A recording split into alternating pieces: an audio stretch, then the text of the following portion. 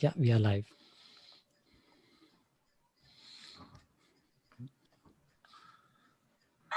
goes as far as the fence. India, incredible. Rishabh Pant is the star. Rishabh Pant is the star. Those are the last words that we heard at today's day 5 play at the Gabba. Guys, we're extremely emotional. It has been a fantastic series. I want to say India has been battered but not broken. They've been bruised but not beaten. And today we breached the so called Fortress Gabba. It's historic. Records are meant to be broken. No team has ever beaten Australia since 1988 at the Gabba. There was all sorts of talk about us saying, there's no way we can do this. By day 4, everyone was talking about how a draw is a win for India. People were saying, doesn't matter what happens here, they've won our hearts. But this is new Team India. This is young Team India. As Harsha Bogle put it, you give them a stage and then move aside. These guys are here to win. Emotional. I think I've got goosebumps as I was talking, right? I'm going to welcome Ashwin and DJ to this podcast. Ashwin, firstly, a very happy birthday to you. Could there have been a better birthday than this one? There honestly could not have been, right? I mean, it's just been the perfect last 12 hours, the perfect day. A few people were messaging me tentatively during the first session saying, man, if India can pull off a draw, this would be a great birthday gift to retain the Border Gavaskar Trophy. And I didn't want to say anything. I didn't want to jinx it. I didn't want to ask for too much. I think I just messaged you guys saying it would be a great birthday gift. At the start of day 1, especially when Rohit got out early, day 5, session 1, I didn't dream of a victory here. But that is what this Indian team has given us license to do. They've given us a license to dream, right? With guys like Rishabh, with the young blood, with guys like Siraj. It has just been an amazing day. DJ, how are you feeling? Did you get any sleep at all? Have you got any sleep since the 19th of December when India got 36 all out? I don't know, man. It feels like a few months since I had a solid 6 hours sleep. I'm tired. It's been emotional. I've been found in various parts of my house quietly sobbing to myself, watching all these videos of Sunny Gavaskar. I've experienced almost every emotion. I think I don't know. There's lack of sleep. There's despair. There's hurt. There's extreme elation. And then, the only time I felt like this before, I think, was um, 2001 when Bhaji hit those runs past point, right, to win us that series as well, 2-1. I don't think I can feel anything inside me anymore. All my emotion is just like been swept away now. I I just want to sleep, and it'll be a great sleep. I think I speak for a lot of fans. It has been as grueling for the fans across the world as it has probably been for the players. So, it's been something else, and a big thank you from us. It has, and it's been absolutely spectacular. Ashwin, let me ask you, like the census, is this something that happens once every 10 years? 2001 in Calcutta, 2011 at the Wankhede, and 2021 at the Gabba. I mean, honestly, the Gabba victory hasn't happened in 33 years, since 1988. So you're probably right. When you say it like that, 2001, 2011, 2021, I hope this team does more amazing breakthrough things in the 20s before 2031, let's be honest. But you're probably right. This is really a once in a generation thing. I've said many times on this show, for people who listen to us often, I live in the US. I talk to my American friends about cricket. I was talking to some of my friends who are newly getting into the sport, and I was trying to explain to them the magnitude of this, right? People say, all right, 328 runs, 1 day, 90 should be doable, right? It's like, no, you do not assume you're going into the Gabba on the 5th day of a test match with the pitch breaking apart against an attack with Stark, Cummins, Hazelwood, and Lyon, who are their first 4 choices of bowlers. You don't assume you can win it. So it is really a miracle. It's probably a once in a 10-year thing. Just magnificent. And I hope everybody gets to celebrate this as much as we have and plan to for the next few days as well. Absolutely. DJ, is this bringing back the brand of Test cricket across the globe? These young Indians. I have 2 questions to ask you. One is, What do you have to say about everyone who said Test cricket should be 4 days and not 5 days? First, let me ask you that question. So interesting that you say that, because this test match lasted 399 overs in total. And the proposal is that 100 overs are bowled in every day in a 4-day test. So, barring rain interruptions, this would have been completed in a 4-day test as well. I'm not one for 4-day tests. I think there's a lot of reason. I mean, cricket is weather affected. We've talked about it. Better people than me have written about why 5-day tests are better than 4-day tests and vice versa. So, I don't want to get into that debate, but for a series to go into the last 10 minutes of the last day in the last session, where we're looking at 1 month on from 36 all out, man, and you had the unfortunate uh, pleasure of hosting that episode, so it's only fair that you host this episode. It's been less than a month since the 19th of December. Let's put that in context. That despair compared to this elation and this magnificent team that never said die. I don't know, man. 4-day, 5-day test match. You can never get. I love the IPL. I love T20. We love one-day cricket, but you can never get this feeling from those forms of the game. That struggle over 5 days. That intense kind of tug of war between the oscillating fortunes. Pat Cummins bowling his heart out. I mean, the scenes, man, the scenes, just something else. It is. There's a It big- is. Yeah. There's a big part of it. Sorry, I was going to say that is also the physical. You said Pat Cummins bowling hard. The physical toll, right? There was a part of me every time the ball bounced up funny. Pujara got hit on the knee, the groin, the rib cage, the arm, the shoulder, the finger once, twice, 3 times, the helmet 4 times. I mean, just it's unbelievable. People think Test cricket is a slow sport, 5 days, etc. It is a physical battle, and seeing, I mean, we're all going to be talking about Pant forever. Gill will be in the record books for 91, but seeing the way Pujara batted out there, he just took the blows on the body. I mean, it was a magnificent team effort. I would not stop and say one person did it. But sorry, I got sidetracked. Varun, I was going to just quickly address some of the comments. So because this is the first time we've gone live, so if you are eventually listening to this as a podcast, I apologize. It's not going to make as much sense, but we're just so high energy from the match we decided to go live. So Achal says #pants off, which is always good. If a draw equals a win, is an outright win, which is always good. A lot of people happy to see us live. A couple of birthday wishes, so thank you, folks. Shrikar and Nandan say DJ looks like Joe Burns. So I don't know if that's a compliment or not. The guy got I dropped. remember what Joe Burns looked. He hasn't played for so long. Yeah, of course. And Archer jumps in with to celebrate this. I think somebody should reach out to Navaldeep, the fan in Sydney. Was it Sydney, Melbourne? And just make sure he's doing okay and celebrating, man. This has been a heck of a day. So Varun, back to you. Yeah, very interesting. And thanks for that, Ashwin. I think my other question was going to be, Ashwin, let me come to you first. India has used 20 players in this tournament, I think, in this series. And I think that's the maximum so far. So given DJ said we want, more test matches, we want more cricket, don't you think the BCCI should just schedule like simultaneous tours now to Australia and England, playing test matches for 24 hours straight with 3 teams that we can put up there?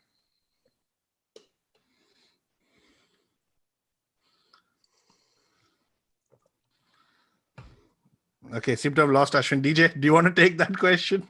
Oh, I'm sorry. I'm still here. I think my video is frozen. Was that for me? Yeah. Okay, I'm going to try to figure this out. Exit and come back. Can you hear me? Okay. DJ, why don't you take that? Do you think India should be sending multiple teams out to play all over the world now?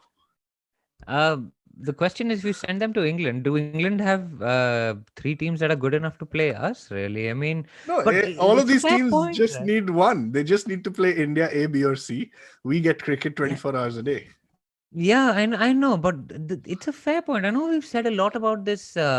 India C is playing Australia and all of that stuff, but I mean, I think it's a reflection on the strength of domestic cricket, right? And the India A tours. I mean, someone like Siraj has gone on the India A tours. He's the leader of the attack three games later. 3 games after making his debut.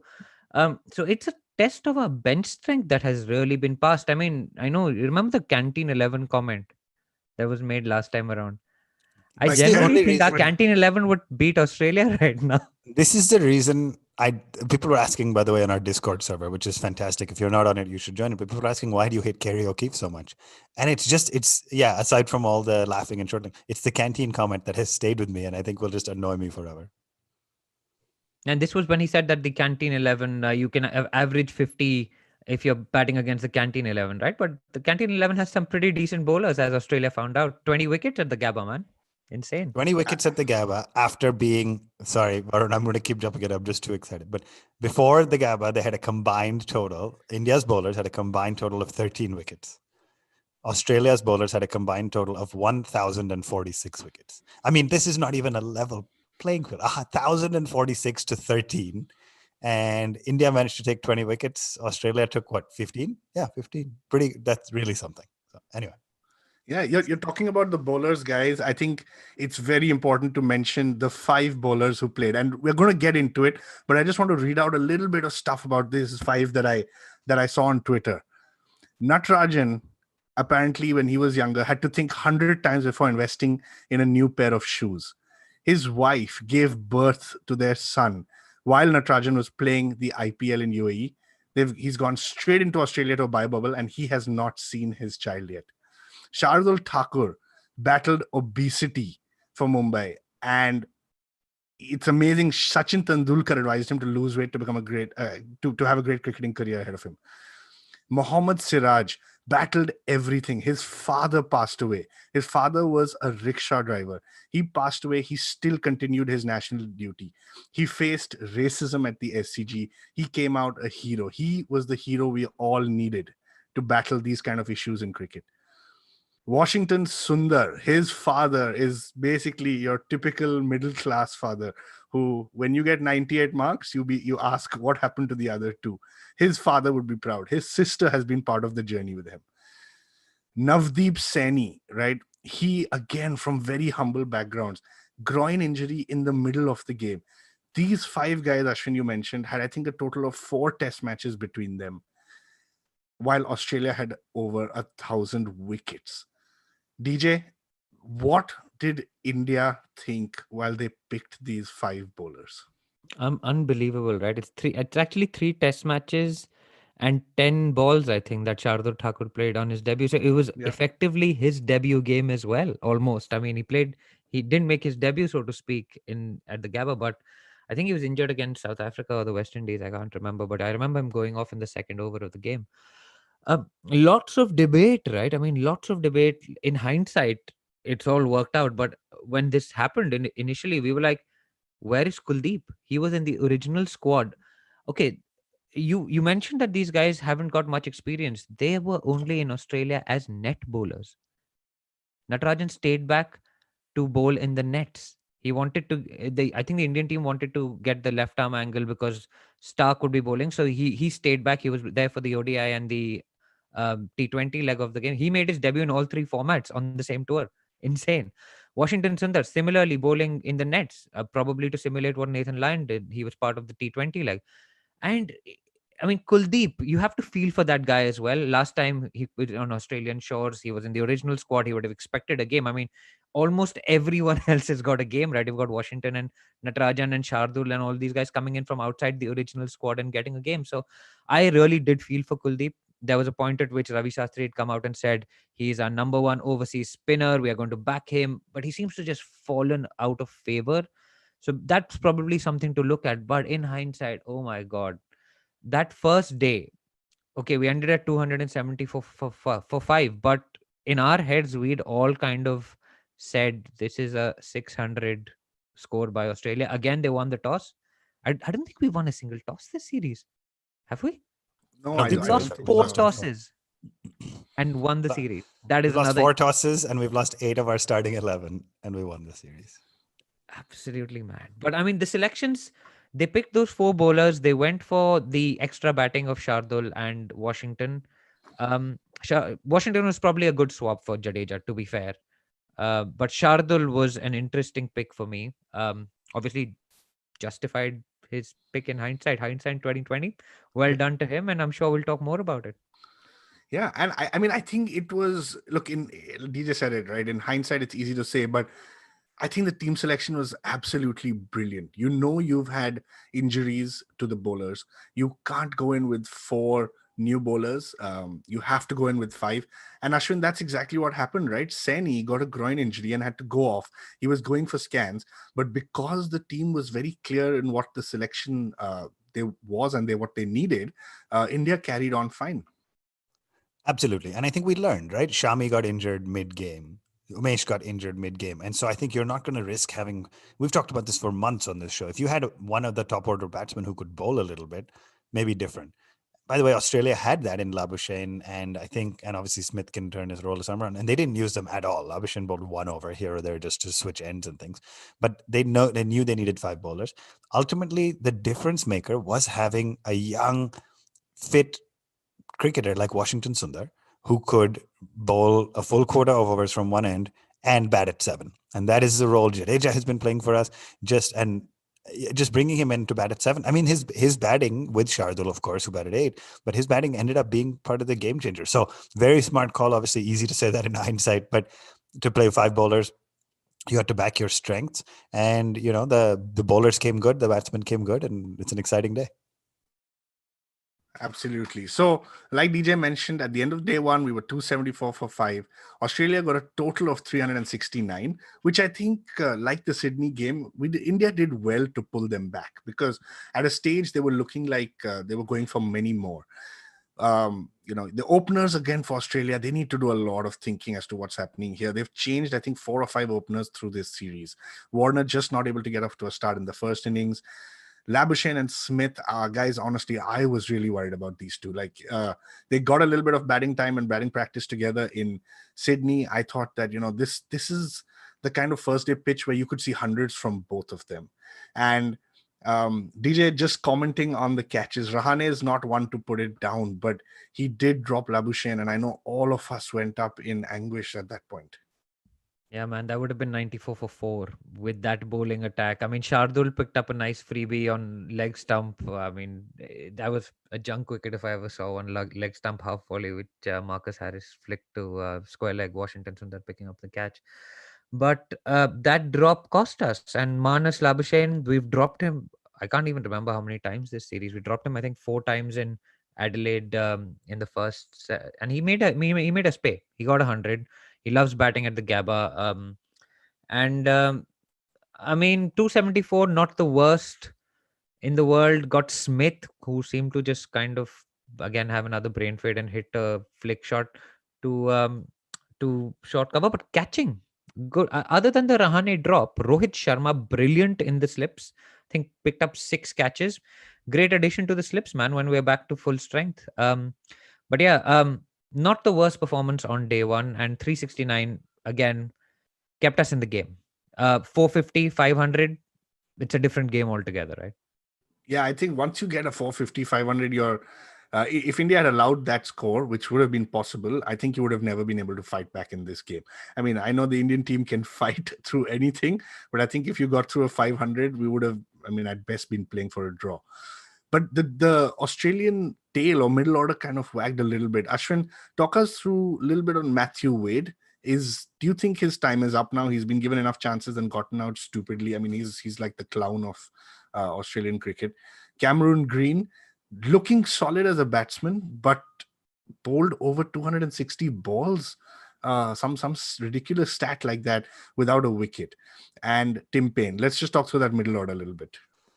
Yeah, I mean, I do believe that's going to change drastically. And now Wade made 45 in the first innings, Green made 47, and Payne made a 50. So they all did okay, but they needed those guys to come big in the second innings as well. And Matthew Wade made 0 off just 2 balls, right? And so that's when kind of India started to feel like they could get back in the hunt. They could get Australia all out without a big declaration, etc. So I think lot of big questions for Australia ahead. And honestly, as an India fan, it gives me a little bit of guilty pleasure doing this, but I was loving hearing the Australian commentators on Fox just implode. I mean, suddenly questioning everything, Tim Payne and this, and how come the pitches and how come there's no cracks in the pitch? Where is this happening? Where's the rain? What's this? It was just awesome to watch them at home, at their fortress, getting having a bit of an implosion on the air. But to answer your question, I think that's going to change up. I don't know what Tim Payne's future is as skipper, if he has a future. He was in the side because he was Australia's best wicketkeeper. I don't think one bad series changes that behind the stumps. But if you're no longer keeping reliably and you're not contributing as much as you need with the bat, and you're not contributing as much as you need to as a skipper, I don't know where they look next.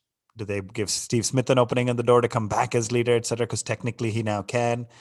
I don't know. But I think there's going to be a shakeup in that middle order. I do, to your question, think Cameron Green will get another chance because he's looked good with the bat when he's out there. And a fast bowling all-rounder in Test cricket is worth their weight in gold. That's why we're all waiting for Hardik Pandya to be able to come back and bowl well. But I think the middle order is going to shake up.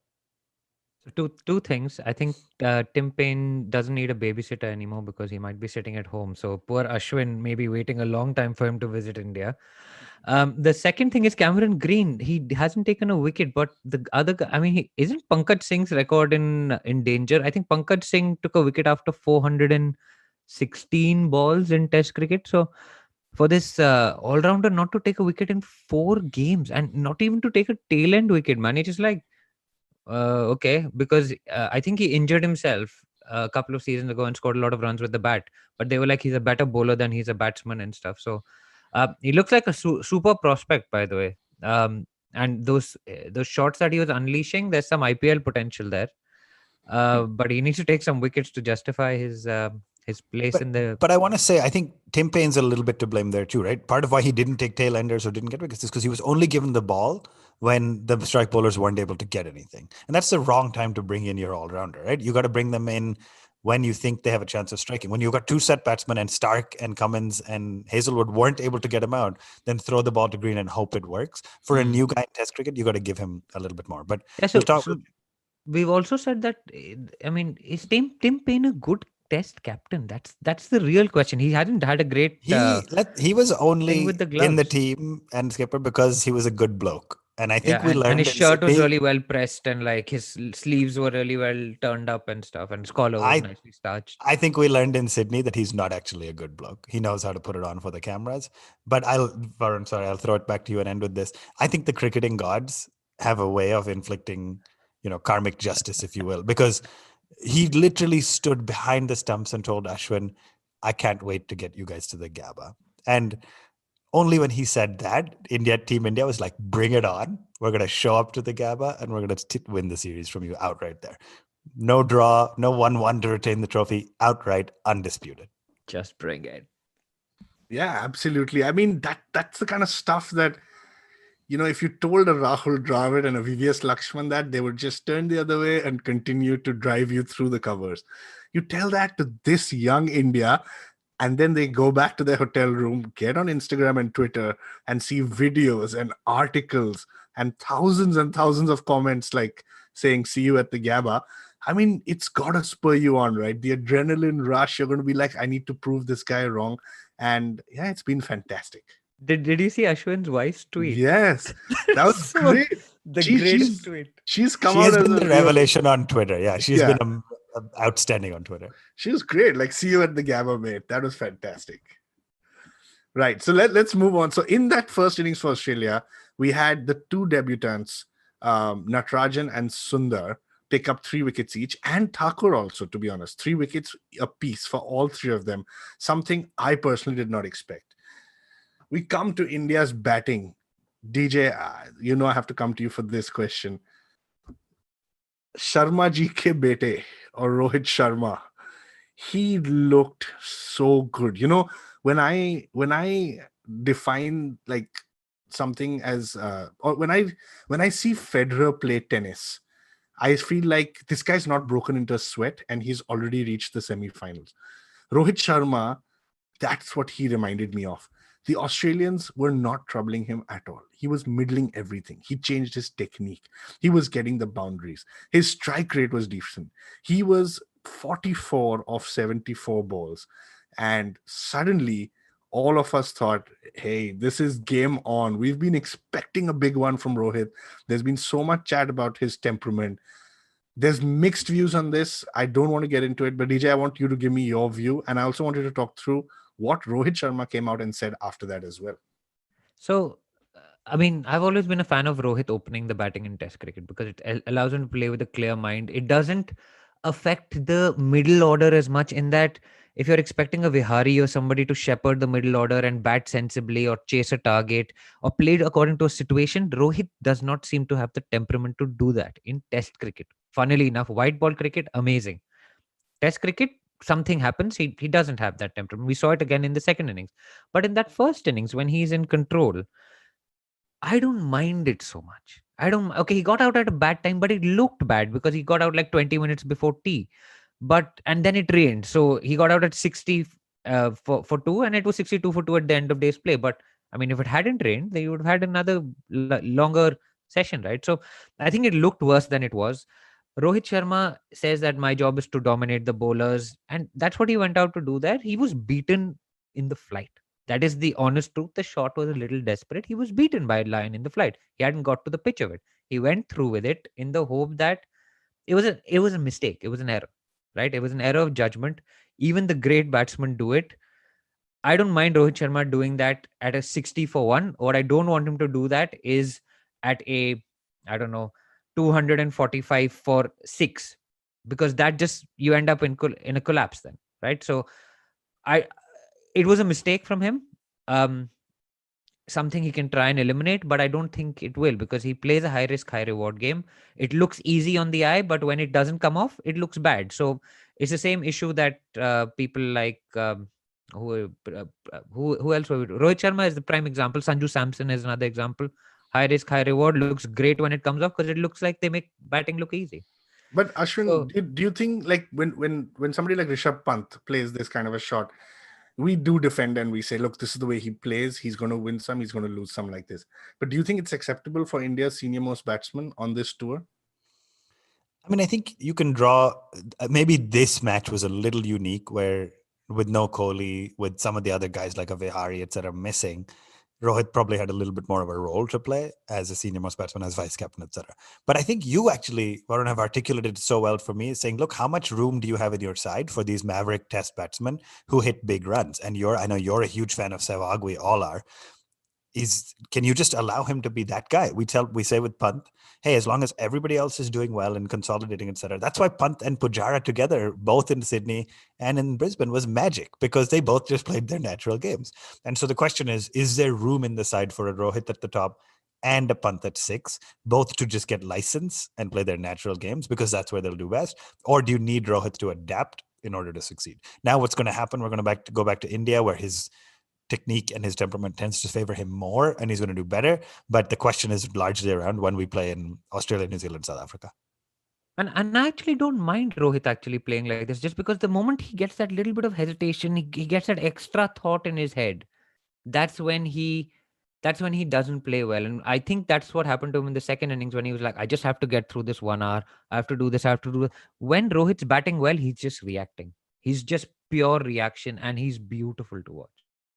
I Yeah. mean, there's no overthinking. And I think the moment he starts overthinking stuff, that's where Rohit Sharma loses his way. I mean, look at me giving Rohit Sharma great gyan about how to bat. Amazing. Yeah. No, I mean, I think I was just disappointed. Like, I was upset. I didn't want to talk about it. I didn't want to think about it. But I think what Rohit Sharma has done is he's showed us that he's very comfortable. He takes the attack to the opposition. We spoke about it on the last podcast, where there's that brand Rohit Sharma as well.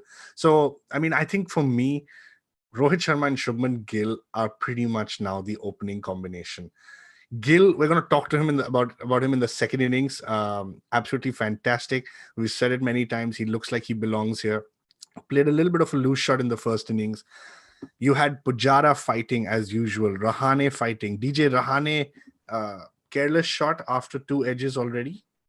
So Rahani's been a bit of a letdown since Melbourne, I have to say. Some of his shots have been, I mean, the first innings here was, if you can criticize Rohit for that, Rahani's hit 2 exactly through the same area of the same bowler. And you just put the shot away. Because it's such a crucial, and that's the difference between a Rahane and a Rohit. You expect Rahane to bat to the situation. right? And it was such a airy, fairy waft at a ball, which was unnecessary. And they put a man in just for that. They plugged the gap. Third time unlucky, man, and third time lucky for Stark. So, um, I've been a little disappointed since Melbourne in Rahane's dismissals and the way he's got out. I have to say. I mean, even today, while he was going for the runs, but the first innings was shot selection really left a lot to be desired in the first session, and he would have changed the dynamic if it stayed in a little bit longer. Absolutely. So just to recap, they made 369. We were 186 for 6. And outwalk Washington Sundar and Shardul Thakur. Honestly, guys, at this point, I thought this is it, right? This is over. Fortress Gabba, as we've heard so many damn times in the last 1 week. It's not going to happen. These India are going to crumble for about 250. There's going to be a over 100-run lead, and this is going to be a very difficult second innings. But outwalk Sundar and Thakur. And Ashwin, walk us through this a little bit. Were you watching this? How great were these guys? They've put on almost 120, more than 120 runs together. I mean, honestly, from 186 to 6, you said we'll get 250. That is generous given the history, given our record as of how quickly we lose our last 4. Somebody will crunch the stats on this, I'm sure. But the best thing about Sundar and Thakur, and by the way, it's DJ and a few others mentioned that Thakur's inclusion in the side was probably just justified because he can bat a little bit. And I was the one saying, yeah, but first class batting in India doesn't always translate to Australia. They both struck the ball so well, so cleanly. They batted smartly. So again, your numbers 7 and 8 can edge a lot and go streaky shots and hit it in the air and it drops safely. And these guys batted very, very well. They controlled the game. Let's be clear. It's not just 100 runs. Sundar lasted 144 balls. Thakur lasted 115 balls. These guys grounded out. They exhausted the Australian bowlers. They exhausted the opposition. They frustrated them. This is a team that has got used to saying, okay, when India's 5 or 6 down, we're done. And I just remember, I think Achal or somebody in our Discord said, is this what it feels like to have a functional tail? Because this is not a feeling we're used to, but it was magnificent. And in any test match, getting to within, I think we were 33 short, getting to within 50 runs of the lead just puts a little bit of pressure back on the side that batted first. You remember another Australia test match? We were 33 runs short of the first inning score. Adelaide 2003. Oh, yeah. I read that on Twitter. Wow. I thought you were going to talk about 36 runs. Thankfully, you didn't. Wow. But DJ, when Washington Sundar and Shardul Thakur were playing, how frustrated would the Aussies have been? Second time. You saw it. You saw it. Second time. Line throw the ball at Washington's head. Yeah, second time in a week that the Aussies have got stuck in this situation where they're just bowling and India's tail is blocking, and this time making runs because there was no hamstring injury. So how frustrated would the Aussies have been? And secondly, what did you think of that shot from Washington Sundar, which was just a slap where he didn't even look up? I mean, that has to be one of the best shots I've ever seen. Oh yeah, he's learned it from Thala, right? Thala did it first, the no-look 6, and then it became like a thing. And I mean, Washington Sundar, dude, first, let's talk about the frustration. They're chucking the ball at Washington Sundar. They're trying to unsettle him, right? But there's frustration on the field. But you know what I really enjoyed? The frustration in the commentary box. It's like these guys want to jump out, wear their Australian jerseys and go and start bowling. Ashwin alluded to it briefly, right? One is like, oh, why is the pitch is not doing anything? The cracks have not become big. The ball was doing all sorts of things when India was bowling and Australia were batting. Like, no, bro, they're just batting well. Why can't you give credit where it's due? And he's like Winways, dude. Winways at the start of the day yesterday had India at 3% win. Right? Before lunch on day 5, it was 1%. Yeah, Rohit gets out, it's 1%.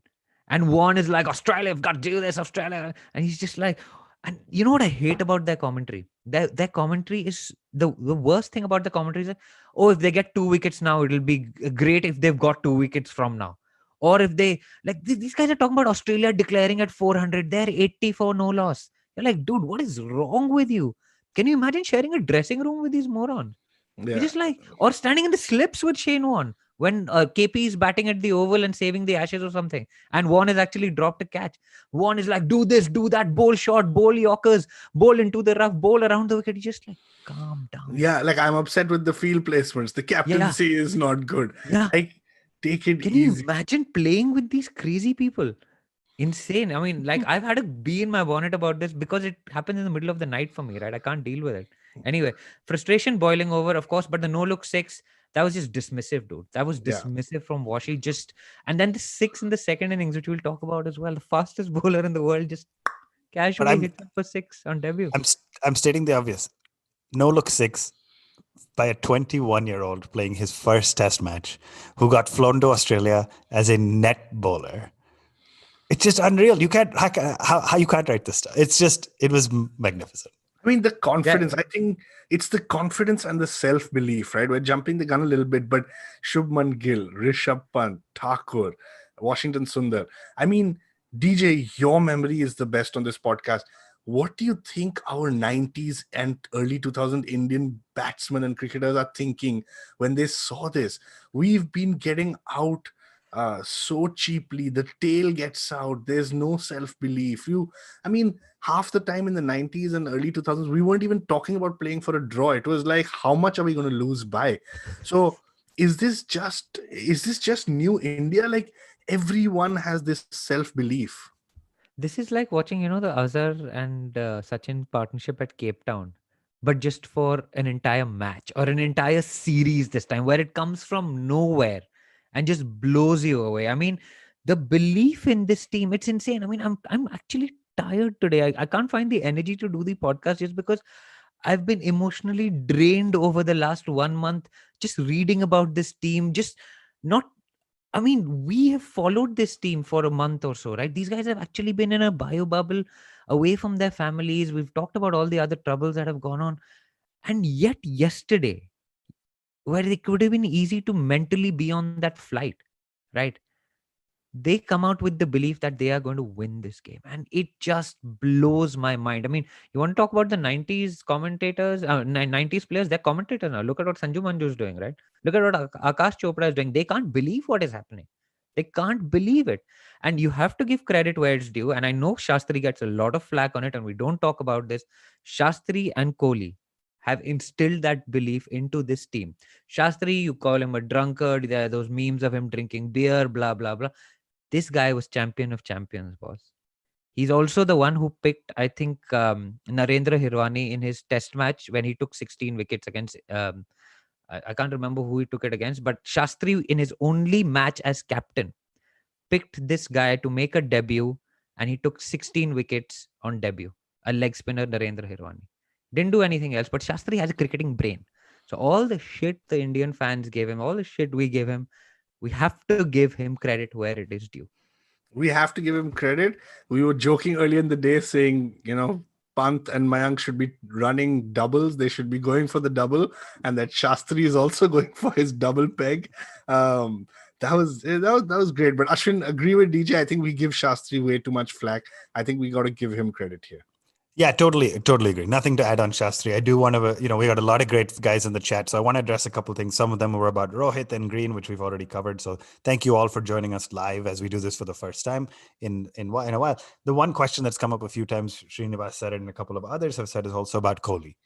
And I think DJ touched upon it. But do you give credit in a big way to Virat Kohli for the last, call it 6 years or so, of nurturing not just the team, not just the talent, but Varun, what you said, the self-belief in these 20 to 25-year-olds who think, I can do it. And Achal sort of hit a point when he said is Indian fans like us are probably underconfident most of the time because we're still struggling with 90s and 2000s PTSD.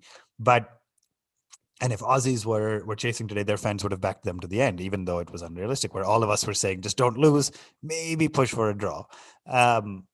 But I think that's the thing is maybe this generation didn't grow up, the 20-year-olds now didn't grow up with that PTSD, and they grew up seeing Dhoni, they grew up seeing Kohli transition into leadership, and they grew up believing. And I mean, that's the hashtag believe, right? And that's what they did, and they brought it to life today. And to add to that, we put on polls on Twitter, man, and I'm actually surprised by the number of people who said India would win. 33% yesterday said India would win the match. 52% said draw. Only like 14-15% said that Australia would win. But that is the mentality of today's youngster, and that's been translated into Washington Sundar, Shubman Gill, Rishabh Pant. These are 21 and 23-year-old. It's ridiculous. I mean, it's absolutely insane to see these guys just stand up to the best attack in the world and take them apart. And imagine Kohli's FOMO, man. He's sitting at home watching this. Can you imagine? He has sat out the 3 test matches of the greatest test series in history. He played in the 36 all out. I read a great tweet that said Kohli has found out what it's like to be a parent. You miss all the parties. Right? Oh, So that's what it is. You have to go to bed early. You can't be with the team in this situation. He can hire Payne as babysitter now. He's free. He can. He should. Payne is going to be very, very free for a long time. Right. So that's where India ended up after that magnificent comeback from Sundar and Thakur. 336, a lead. Australia had a lead of 33. Australia then came out. Finally, Warner found his hands and feet and everything. Warner found everything in that innings. He hit a quick fire 48 of 75 balls. You could see that Australia wanted to win this so badly. Steve Smith played fast. Warner played fast. I mean, the strike rates were incredible. Marcus Harris almost at 50. Warner 64. Labuschagne 113. Steve Smith 74. Tim Payne 72. So you could see these guys wanted to play fast. There was that looming threat of rain. And Australia just, I think they went in with a bit of overconfidence that this is the Gabba, we can't lose. Let's just ensure that we kind of have enough sessions with that rain forecast. But then suddenly, somewhere down the middle, you heard all the commentators saying they should declare, they should give them 280, just 300, and that's going to be enough. India will never make it. Ashwin, your thoughts on that? Yeah, I mean, if you look at the data, they haven't lost in the Gabba in 33 years. The highest score chased at the Gabba, I think, was 236. It's important to clarify, though, and obviously the Aussies saw this in the dressing room, the highest successful score chased at the Gabba was 236. There have been fourth inning scores higher than that. Pakistan made 450 not long ago, but they lost. And so there have been higher chases. And so obviously Payne knew that. I think they wanted to be around about 300. I think at the point they started losing wickets near the end, they said, you know what, we might as well keep going for it. And I think there's an element of psychological advantage that India got by taking that 20th wicket. Because if they had declared even at 8 down, that's the Aussies saying, we know we've got enough. Come bring it on. We're going to put our bowlers to face you. When India got that 20th wicket, that's India telling Australia, you couldn't get more runs against us. Now we're going to come out and chase. And it's small, but in test matches like this, where after 5 days, it could have gone down to a single run. That's what mattered. And I think there's an element of Tim Payne being a much more conservative captain than others. Like some of the Warrens and Gilchrist who were in the commentary box would have been more aggressive, and he was more conservative. And I think despite giving him 20 extra runs, that hurt them psychologically. Yeah, I agree on that. I think that was a very good point. The fact that we got them all out really kind of boosted our team and the momentum in our favor. DJ, talk us through a little bit on Mohammad Siraj and Shardul Thakur. 9 wickets between them. There was a point where either of them could have picked up the fifer. Mohammad Siraj got it, I think rightly so. He's been wonderful for the last 2 or 3 tests, and led the team off with Shardul Thakur just clapping behind him. I mean, isn't that what great teams are about, where you're just playing for one another? And this is another one, and really emotional, man. Like, I mean, the Siraj story, there's a great article written by Bharat Sundaresan, which is called The Summer of Siraj. And it's beautiful. I mean, it talks about how Hanuma Vihari and him and Bharat Arun were all like in the bubble when his dad passed away, and how his dad's biggest dream was to watch this boy play test cricket, and he wasn't there to see it, right? And I mean, that must really, I mean, there are no words you can put that into. So, and Shardul taking those wickets. I mean, Shardul, I know we've called previously, and when I say we've called for his retirement previously on this podcast. But Shardul is the wholehearted cricketer, right? And okay, to be fair, the criticism that has come on this show, and Ashwin, there is nothing wrong with what you've said previously. He's not our first choice bowler. He's probably our 7th or 8th choice cricketer, right? And that is an absolutely fair criticism. And in these circumstances, which are absolutely extraordinary, exceptional, for him to come out to show that heart, he's a cricketer with heart. He's a cricketer with. We talked about Washington Sundar, but Shardul Thakur's innings in the first innings. I mean, that drive of Mitch Stark and Pat Cummins, that you'll hear that drive for years to come, because I mean he can bat. He showed us what a wholehearted cricketer he is, and it makes you feel happy for him. He's done so well. He's obviously not as talented as some other people. Maybe he is. He's battled issues like weight and things, and he's come through it. He's traveled long distances to play cricket as a kid. It just makes you feel glad. And behind every tweet that criticizes a cricketer or calls them from, I mean, the Ashok Dinda school of bowling, and even Ashok Dinda himself, I mean, there are stories and stories and stories, and the hard work and dedication and perseverance. And I think this series peeled away that layer of that veneer of superiority we give our cricketers. It humanized them. It showed that Siraj will react to abuse in the crowd. It shows he has tears in his eyes when he looks up, when he takes his fifer, because when his dad passed away, his bowling coach Bharat Arun told him that तू cricket test cricket खेलेगा India के लिए और तू 5 wicket लेगा. And he did. And it's destiny, man. And this is why today I feel like I'm in a dream and I don't want to wake up. It doesn't feel real. None of this feels real. It all feels scripted. It's just, I don't know, man. I haven't felt like this since I was a kid. It would have been heartbreaking, but this is just absolutely surreal. And I just want to build on that. When you're talking about, there was a lot of chat about Shardul and Siraj both on 4 wickets. Who will get to the 5 for first? Because they were both bowling in tandem. Hopefully they got a wicket. And Siraj got it. And 2 things I observed, right? One, Rahane, the whole team was congratulating him. Rahane went up to the umpire, showed him the ball and said, I'm giving it to Siraj, just confirming that it's allowed, and then walks over to Siraj. Now Rahane is a calm guy, hands it to Siraj, just pats him on the back. Just a fantastic moment. Siraj looks to the sky, obviously remembering his dad, whose dream it was before he passed, to see his son play Test cricket for India. But there's a visual that I'll try to find in post. As they're walking off the field, Siraj leading the team off, ball in hand. Shardul is right behind him, clapping with just the biggest smile on his face.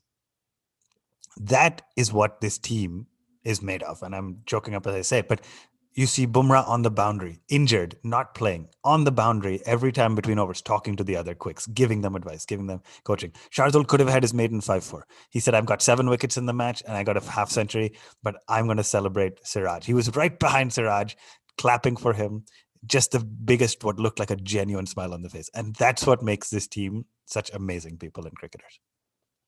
Absolutely. DJ said it was unreal. I'm going to say it's real. You better believe it, baby. This team is here to stay.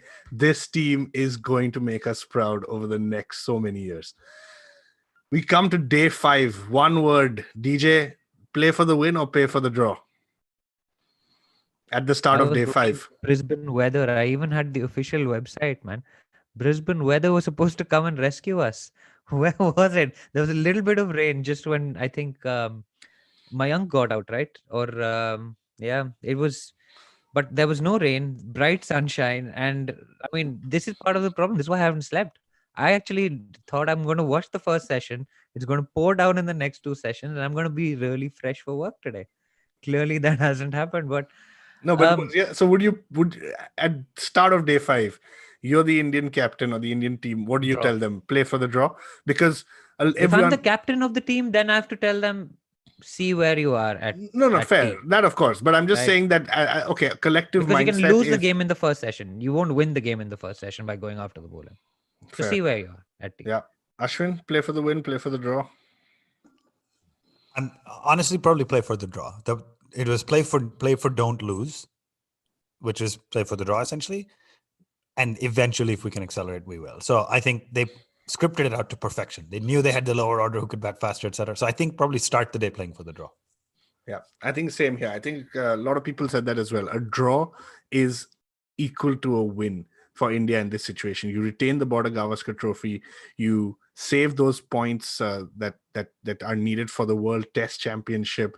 Ricky Ponting, though, came out and said, if India was to draw this, it's a loss for Australia. It's worse than the 2018-2019 series. And yeah, so let's get into day 5, guys. It's firstly not easy to hit 300 in a day. Secondly, it's not easy to chase 300 in the fourth innings of a test match. And then the third is the fourth innings on day 5. The way tests go, fourth innings could happen on day 3.5 as well.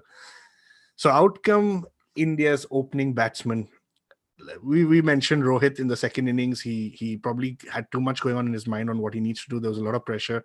But DJ, Shubman Gill, how fantastic was he? I mean, every shot of his was just magnificent.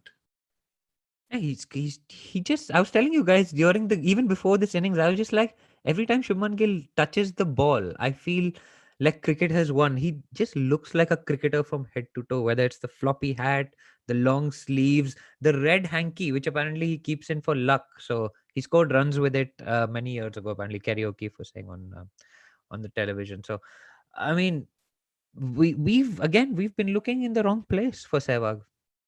I said it earlier, we have been looking in the wrong place for Sehwag.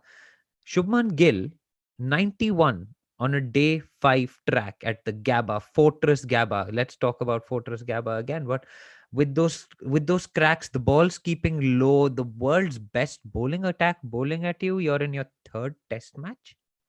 It's unreal, man. You made your debut 2 games ago. I'm so gutted that the guy didn't get 100, but you know what? Sometimes a 91 is as good as 100. Remember 2011? Just ask just ask MS Dhoni and Gautam Gambhir.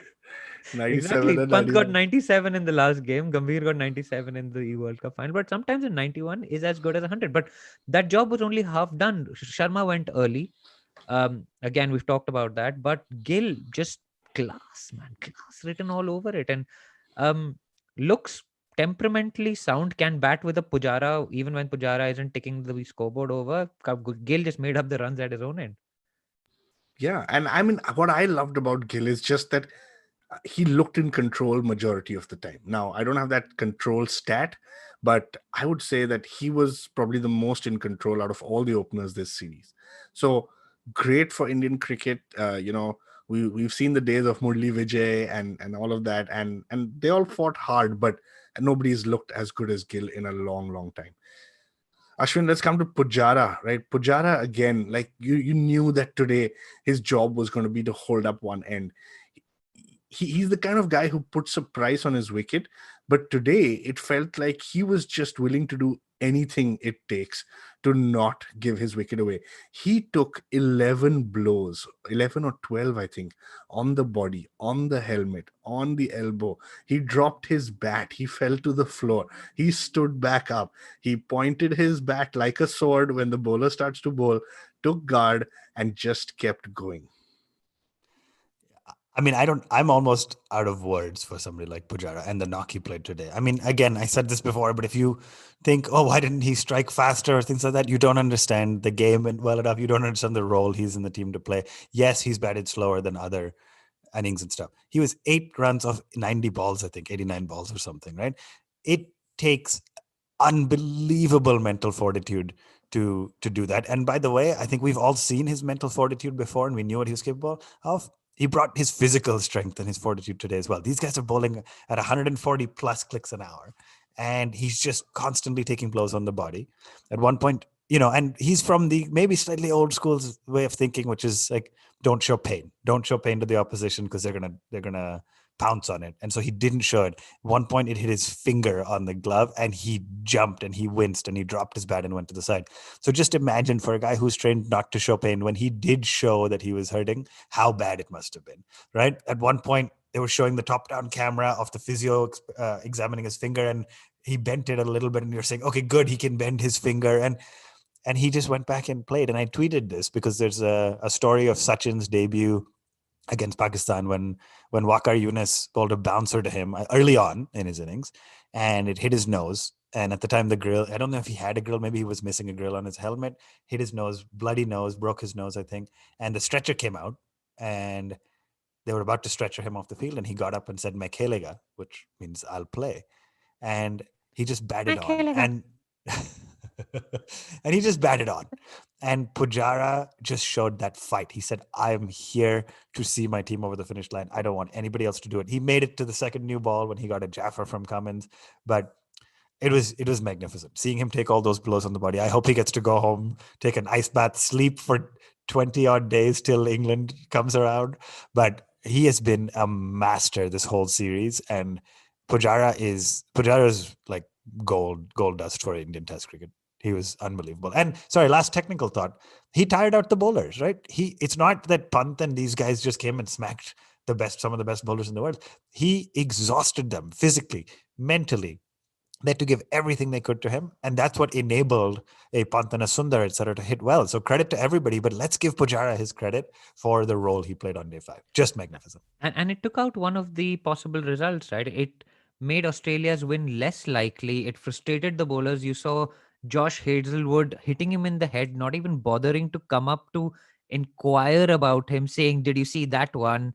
Which is just, I mean, pathetic behavior. That was Australians again. sick. I mean, Australia have lost somebody dear to them. His stem guard came off, man. You saw the stem guard going flying off, and this guy's like, "Did you see that one?" Yeah, I mean, it was just sick. Like, it made me feel sick. Australia have lost a loved one to similar delivery.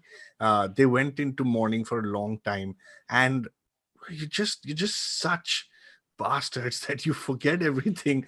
And I mean, Hazelwood, I mean, I've lost all respect for Hazelwood after that. Even like, that's what was, to me, when I thought if Pat Cummins saw that, he would have never done that, right? But you can never say. I think we love Cummins, man. Like, you can't do anything but love that guy. The way he bowled, the way he bats, the way he feels. But I mean, that was just not on from Hazelwood. But what Pujara did, and we've spoken about it again, he forces the bowlers to bowl that beautiful delivery, to come up with that magic ball to get him out.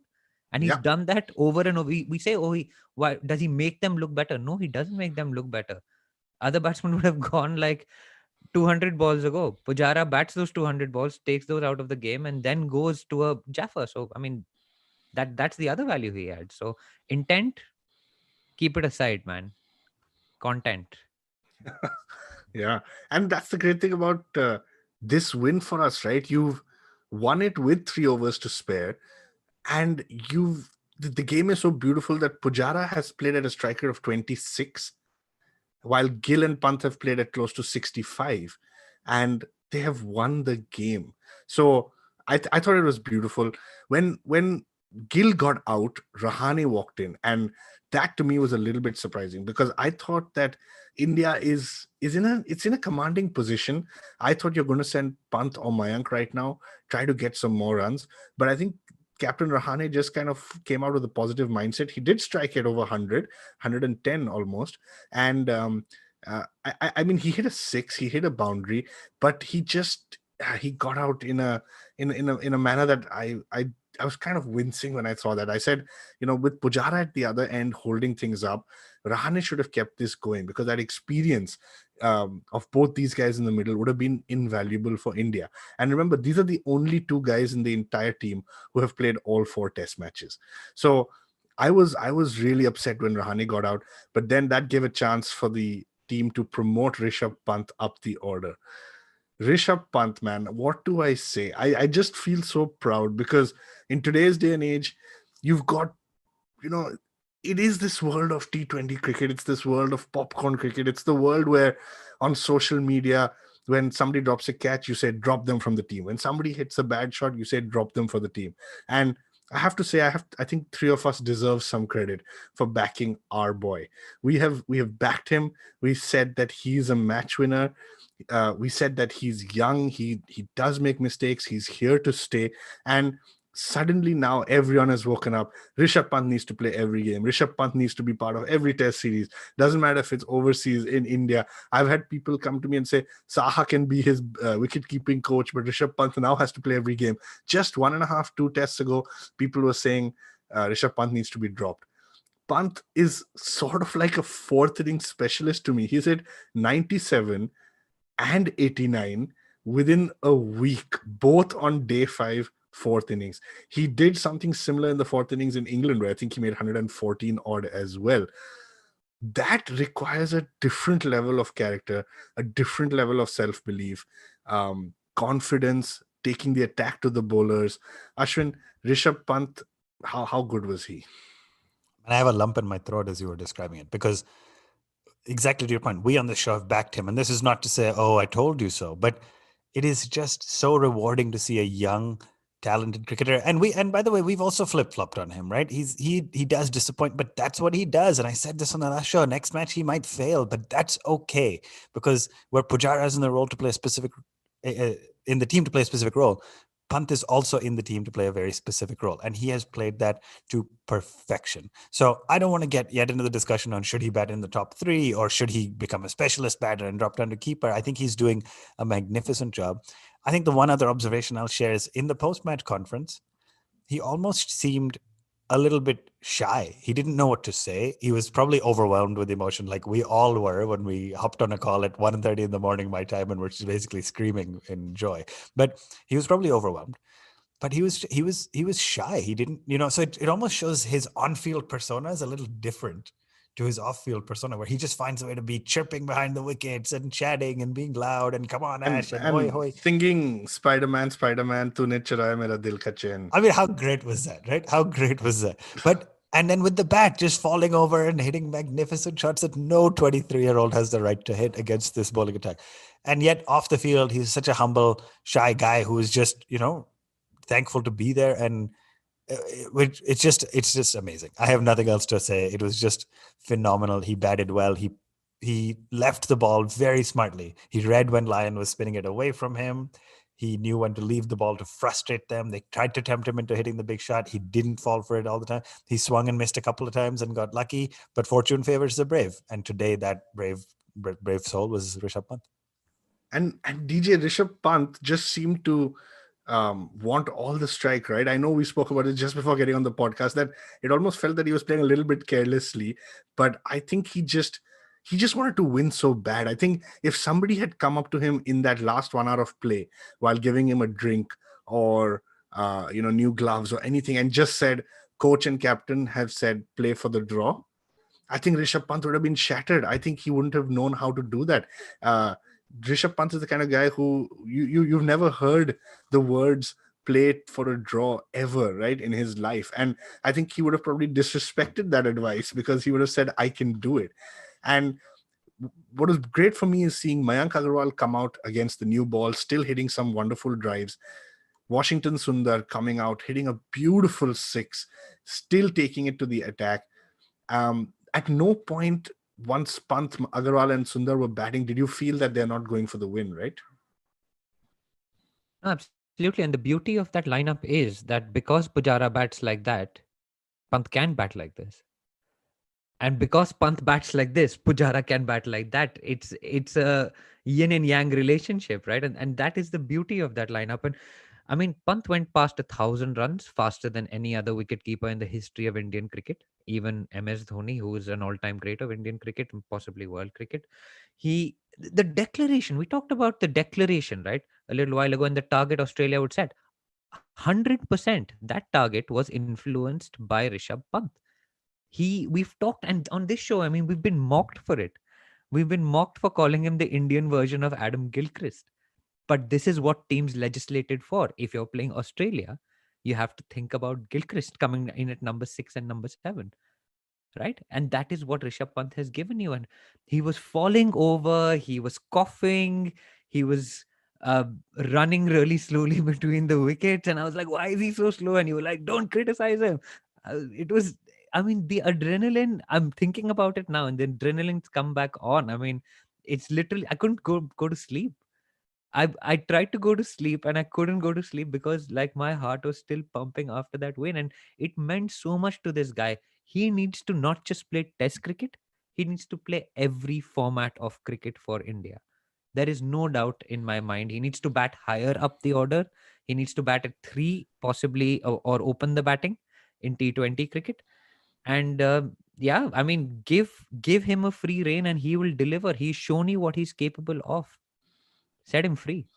Yeah. I agree, DJ. I think over time, everyone's going to come to the realization that he needs to play all forms for India.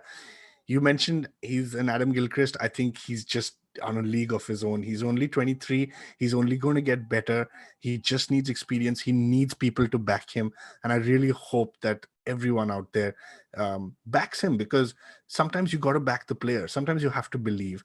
And I know that he believes in himself. So it was fantastic. It was poetic that Pant hit the winning runs, that drive, and he took off running. We didn't know if it was going to be a boundary, and it just kind of the sensation was amazing. But I was a little disappointed though. You Why? know why, right? Because he didn't finish it off in style.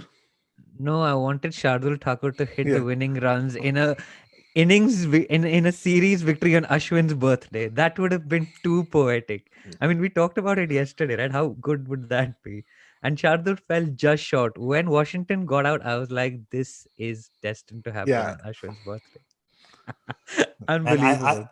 I would have taken back everything I said about Shardul. I kind of already do. I mean, you articulated it well, but it would have been just poetic today. No, I think it was just magnificent in my lifetime, and I think we've had some questions on this. This is the greatest victory given the context, given the composition, given the combination, given the injuries, given the 36 all out to rise from that. The 36, the despair of 36 all out, the magnificence of Melbourne, the sensation in Sydney, and now the glory of the Gabba, man. That's where we are. 2-1. Border Gavaskar is ours. And the world, we're top of the World Test Championship as well, right? absolutely. There was so much to play for this in this game. Like DJ mentioned, we retained the trophy. We're on top of the WTC championship table right now. I do think this is one of the greatest series since 2001. I think it also puts a little bit into context the 2018-2019 win, where there was always that asterisk, as DJ says, that Smith and Warner weren't playing. Labuschagne wasn't really on the scene then, and India went and beat them at home with a slightly depleted team. Well, this was Australia's best team.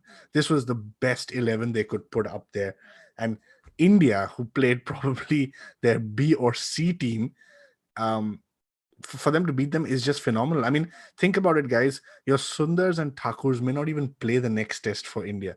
Natarajan, Sundar, Thakur, Saini, they may not play the test, and they were a part of the team that has created history today.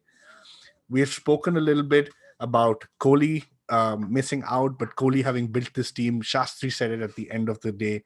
This is Virat Kohli's team. They imbibe his fighting spirit. They've learned it from him. There is a must-win attitude. And Shastri did say that we have a plan to play Rishabh Pant in overseas tests because we want to win overseas, right? These guys are the heroes. These guys are the future of Indian cricket. Yeah, I mean, couldn't agree more. It's just been absolutely magnificent. It's so weird to think these heroes who batted and bowled so brilliantly may not play again for a while. But that's the power of bench strength. That's the power of having depth. That's the power of having guys who flew to the country as net bowlers making their debuts. So absolutely outstanding. Varun, I'm going to take a couple of comments from the chat. Siddharth is insisting that we show off some beers and drinks. So Siddharth, for you, I'm early morning my time. I'm sure DJ can pull one up. He's drinking something. Varun's late night his time. He can be drinking something too. It's the middle of the working day for me, man. I've got to That's go back true to too. work. Maybe in a little bit. Nehala says, I have only you guys to credit for converting me into a Pant fan more than Pant himself. So that's awesome. Really great to see a couple of people talking about Pant and Pujara being fire nice, chalk and cheese. And then one other comment that I thought was great was Pant being called left-handed Sehwag. 195 and attempting to get 200 with 6. So lots of great comments in the chat, guys. Thank you for doing this. Again, if you're listening to this as a podcast, we are also broadcasting this live. The one other one, sorry, I'm still going. I'm trying to read and talk at the same time. One other one that Anup says is shout out to Rahul Dravid too for helping produce this new generation of cricketers. And I think that is unbelievably true. The India A setup has been a huge feeder.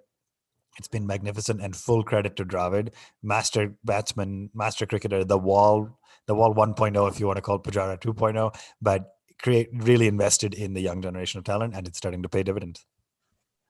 Varun, anything from the Australian perspective? Because we've got some criticism for being too India-centric. I think we are allowed to be India-centric today, but I mean, think the jerseys give it away a little bit, no? Yeah.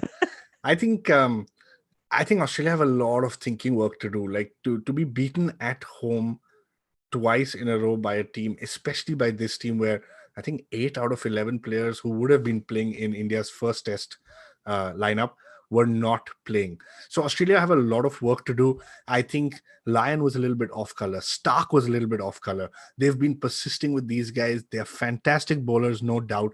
But maybe it's time for some young blood to come in. Maybe they need to figure out what's happening with the young talent, the young bowlers. Maybe you need some new fast blood, fast bowler blood in there. I think Payne has his days numbered. I think he is, probably next 6-8 months he's going to continue to captain this team. But after that, there's a lot of thinking to be done. They're going to Do we have to bring think of- sandpaper? So sorry, Steve Smith back. Yeah, I don't think Steve Smith should be brought back. I'm not sure if Australia will do it, but they got to sort out their openers. They have 2 or 3 amazing batsmen in Warner, Labuschagne, and Smith. That is the reality. India got the better of them sometimes, but they were very easy to take the series. It could have easily been a situation where they took the series away from us. But after that, can't help but think that the middle order needs a lot of work in the Australian team. No doubt Justin Langer is going to have to think about how to rebuild after this. A loss at home of this nature will always require you to go back and rethink. So You think they've got a test part 2 coming out? I hope there's an India test part 1. I really hope somebody was Retest. behind the scenes on this tour. So yeah, I mean, it's still sinking in, guys. It's been a fantastic series. I think we're going to get 15 days off now. I know the England squad has been released just before we're recording this podcast. Don't worry, we're going to do a full India-England preview. We're going to talk to you about who's back, who's injured, who's not. Kohli will be back. And I think at home in India with the World Test Championship to play for, I think this is going to be a cracking series. For now, guys, just let it sink in, right? We've all said it feels unreal. I said it before. It's real. You got to believe it. And yeah, that's it. Wait for us. We'll be back next week. Can I just say one thing for next week? Actually, we're going to have the cricket writer and historian Ramchandra Guha on our podcast, interviewing him. We will also be doing a giveaway of his new book, A Commonwealth of Cricket. We'll put out details on Twitter and Instagram on that. It has just been an incredible series, and yeah, enjoy it, guys. Enjoy it. Thank you, everyone. Thanks, guys, for logging on. Bye.